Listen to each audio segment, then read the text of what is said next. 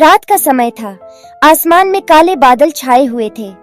तेज बारिश हो रही थी और दूर कहीं बिजली की चमक अंधेरे को चीरती हुई दिख रही थी।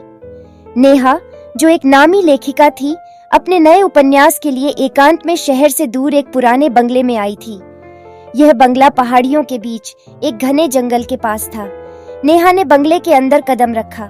बंगला अंदर से पुराना लेकिन खूबसूरत था।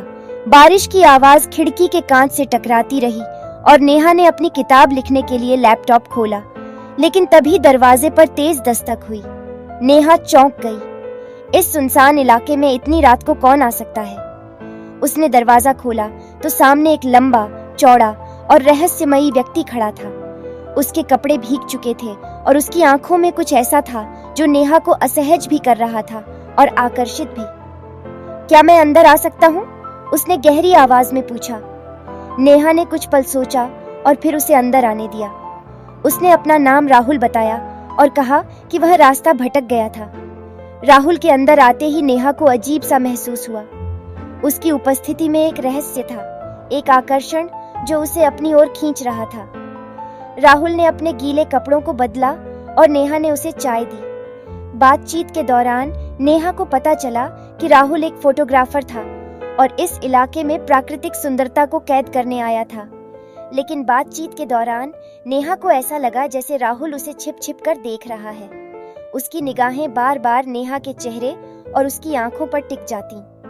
नेहा ने भी महसूस किया कि राहुल की गहरी आवाज और उसके व्यक्तित्व ने उसके दिल की धड़कनें तेज कर दी थी। रात के बढ़ते समय के साथ नेहा और राहुल के बीच नजदीकियां बढ़ने लगीं। कमरे में सिर्फ मोमबत्ती की हल्की रोशनी थी और दोनों के बीच का तनाव गहराता जा रहा था। लेकिन तभी नेहा के मन में एक सवाल कौंधा। क्या राहुल सचमुच वही है जो वह कह रहा है? जब नेहा ने राहुल के बैग को देखने की कोशिश की तो उसे अंदर से एक चाकू और एक संदिग्ध कागज मिला। उस कागज पर नेहा का नाम लिखा हुआ था। नेहा के शरीर में सिहरन दौड़ गई। वह तुरंत राहुल से दूर हो गई। राहुल ने उसकी हरकत को देख लिया और उसके पास आया। तुमने मेरे बैग को क्यों छुआ? उसकी आवाज में एक अजीब सा गुस्सा था। तुम यहाँ क्यों आए हो? तुम क्या चाहते हो? नेहा ने हिम्मत जुटाकर पूछा। राहुल हंसा। तुम्हें सच में लगता है कि यह सब इत्तेफाक है? मैं यहाँ तुम्हारे लिए ही आया हूँ नेहा। नेहा की आंखों में डर और गुस्से का भाव था, लेकिन राहुल उसके करीब आया और धीरे धीरे उसकी उंगलियों से नेहा के चेहरे को छूने लगा। डर मत नेहा, मैं तुम्हारा दर्द भी समझता हूँ और तुम्हारी चाहत भी। उसकी बातों में ऐसा कुछ था कि नेहा के दिल ने एक बार उसे खुद के करीब आने दिया। उनके बीच का तनाव एक पल के लिए रोमांस में बदल गया।